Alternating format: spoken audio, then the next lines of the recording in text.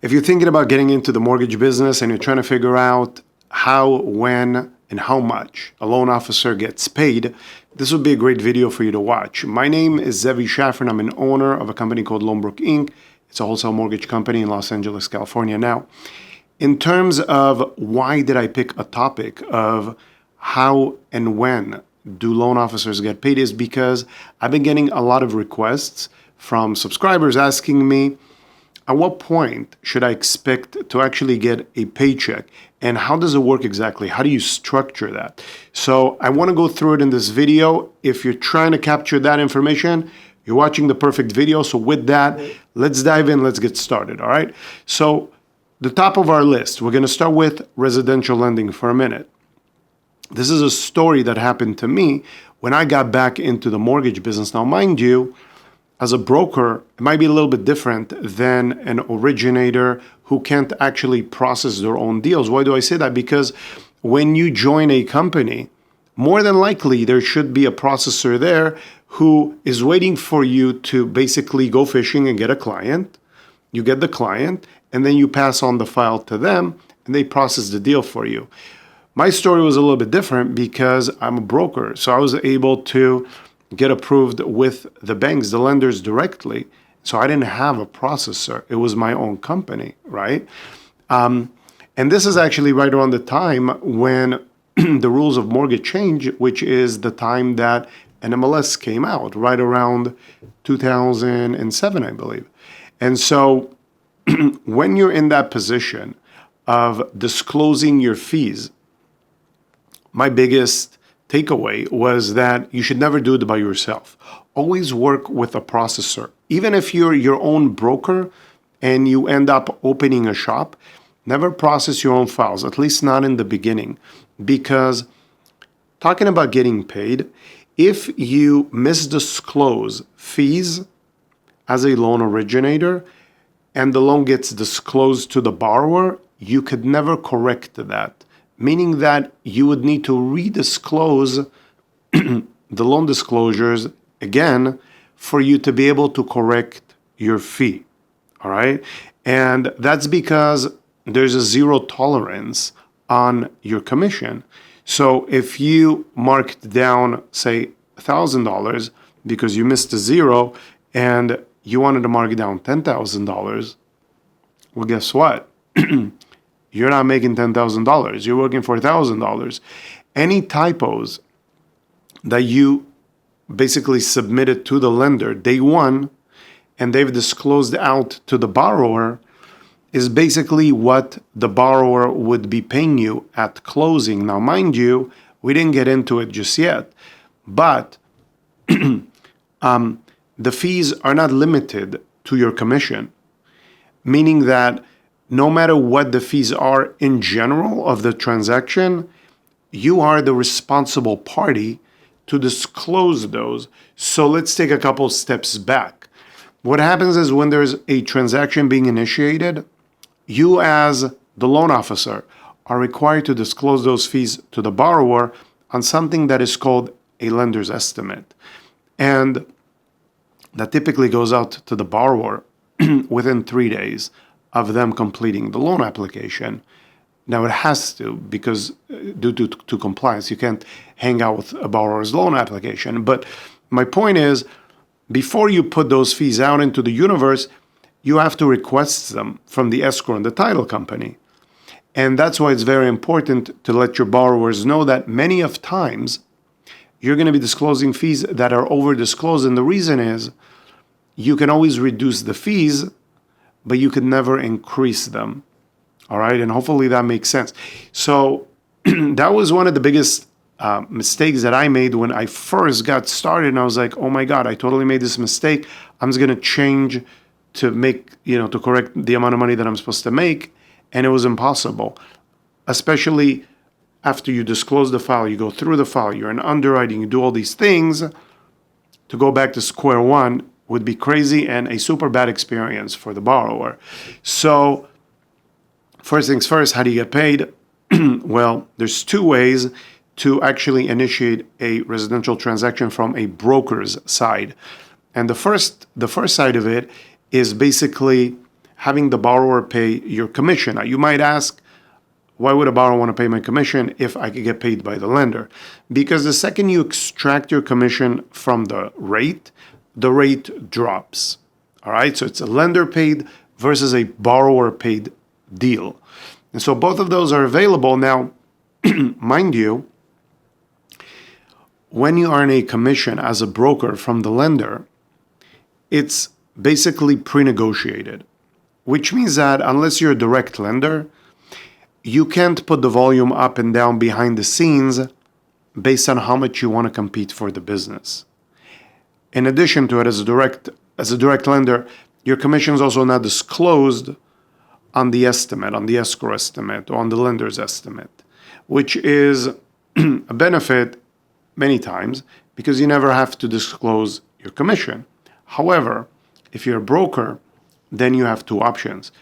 Either a pre-negotiated contract with the lender that you could typically change quarterly, and that typically hovers somewhere around 1% to 2% depending on which market you're in. Not only what part of the country, but literally what market you're in, depending on where interest rates are. And then the other part would be you bypassing that altogether and saying, look, I'm just going to charge you directly, but I'll give you my rate. And so you might think, yeah, but if you're getting paid, say, 1% to 2%, a borrower may not want to pay that, and that's fine. But imagine your pre-negotiated rate here is 2%. You extract your commission from the rate drops. Now when you give the borrower a rate, it's a much lower rate. And yes, you're charging them 1% or 2%, but you can give them a waterfall of rates, meaning that any rate that they pick, high or low, would either have a cost or a credit assigned to it. So hopefully that makes sense to you, because at that point, they could pick a rate that is higher, and then they could get credit towards their closing costs. Not towards their commission, but towards their closing costs. So that would be one way for you to get paid. Now, mind you, all these fees are listed on the lender's estimate and on the escrow closing statement. And before you fund the loan, once your loan is out of underwriting, goes into closing, both parties actually have to balance, meaning that the lender, which is, the closer, has to balance with the escrow officer. So both the escrow estimate and the lender's estimate, or the closing disclosures, match. And your fees are going to be listed accordingly. So, very important, before the borrower signs the loan documents, they actually verify that all the fees have been disclosed correctly. Not that you can change them on the residential side, but at least there are no mistakes and your commission is actually listed correctly. I can't begin to tell you how many times, even in processing, the loan, there's been some changes in underwriting, and the underwriter understood a certain credit to automatically come off the top from the broker commission. Now, mind you, if I disclose the lender's estimate initially with my correct commission, and they've made a mistake and reduced my commission, yes, I can have it corrected with, it's called a change in circumstance, but that would be okay. If I just randomly disclosed a certain commission on the lender's estimate and I decided I'm just going to change it, that wouldn't fly. It wouldn't stick, which means that I just couldn't do it. All right, the lender wouldn't allow me to increase it, even if the borrower acknowledged that that's okay. All right, so that's one way to get paid. All right, the other way to get paid as a loan officer is when you do non-qualified mortgages, which would be considered subprime loans, right? And though for those, same situation would occur. Whatever is listed on the lender's estimate will basically have to be listed on the closing statement. They would have to match. Same type of a situation. If you didn't disclose it up front, then you can't change it later because, you've decided that this is taking way too much of your time. It's a lot more work. You just didn't account for it. It simply cannot be changed. So one thing that I will tell you is be careful when you negotiate deals up front, simply because you can't go back on that deal. So once it's been disclosed, unless, again, you're completely redisclosing the file or moving it to another lender, that commission sticks, all right? So kind of similar to doing a conventional agency loans, which is basically the loans One that you do with your tax returns, the other ones with alternative documentations for people that are mostly self-employed, all right? So those two ways. Now let's talk about the third way, which is when you do commercial and private money loans. These are considered business loans. So the same rules, the same rules that we've discussed, they don't really apply here. This is a moving target. The only thing that I need to tell you is you've given an offer to a borrower. You should always get it in writing. Anytime you're doing a private money or a commercial transaction, you should draft up something called a term sheet. And the term sheet is basically everything that you're going to offer this borrower that's going to be listed, and their signature should be somewhere at the bottom. So then when you get closer to the end of the transaction or even fund the transaction and they say, hey, these are not the terms that I've agreed to, you have a term sheet with their signature letting them know that you did in fact disclose these terms to them and they did in fact agree to them. Because I can't begin to tell you how many people have come to me and they said, Zevi, did we discuss this? Is this what, were these the terms of the loan? Because people are very forgetful, especially when there's a lot of pressure and stress in a transaction for them to perform. A lot of times they sign things and they may not pay attention. And so I always like to bring them back to the fine details and let them know, hey guys, this is exactly what it's going to be. Before we close escrow or before we sign the loan documents, we go through the closing estimate, making sure all the fees are accurate and the origination, the commission, is exactly what they have agreed to pay. This way there's no surprises when the notary shows up. Typically it's a traveling notary, and then they call you in a panic and they're like, oh my God, like, is this what I've agreed to pay? And the answer is yes, because we've gone through it before the notary shows up. In addition to it, if you assume that everyone is doing this job for you, meaning you have a great processor who is doing this and you don't have to check anything, you might find yourself without a commission one day, because sometimes the escrow officer might forget or overlook to list something on the closing statement, and that might be your commission, maybe your processing fee, depending on what you have going on.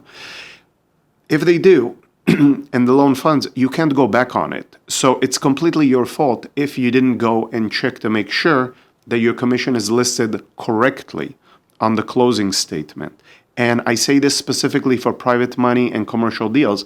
Even when I have processors involved and they know what the fees is, my actual term sheet or my LOI, letter of interest, letter of intent, has been sent to the escrow company. I still want to make sure that before the final estimate goes out, I have a chance to review it to make sure that my fee is listed correctly on that statement. All right. So, sorry.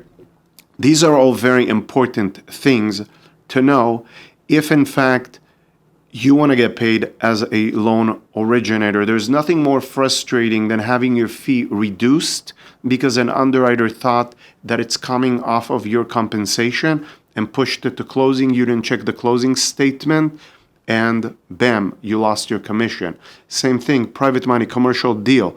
You have a term sheet in place, signed. The escrow officer was busy, overlooked the fact that this is your fee, may or may not have included it. You didn't check. You just worked for free, and good luck getting that money from the escrow company, all right? So hopefully that makes, or at least paints, a picture for you as to what it looks like to get paid as an originator. Like I said, different rules apply when you're dealing with agency non-QM loans to business loans, which are basically commercial and private money deals.